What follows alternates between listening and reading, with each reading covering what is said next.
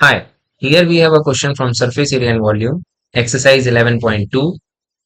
The radius of spherical balloon increases from 7 centimeter to 14 centimeter as air is being pumped into it. So find the ratio of surface area of the balloon in two cases. So here is the first case where the radius of the balloon is 7 centimeter. This is our balloon. And here's the second case where when air is pumped into it, so the radius of the second stage, it increases by 14 centimeter. Now we need to see that the surface area is also increased. So we need to find out the ratio between the surface areas of the two balloons. So let us consider the surface area of first balloon as SA1 and surface area of the second balloon as in the next case is SA2. So we need to find out the ratio. So SA1 ratio SA2.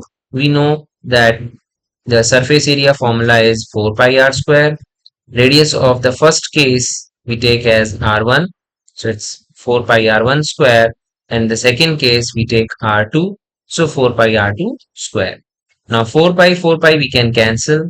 So what we have is r1 square by r2 square.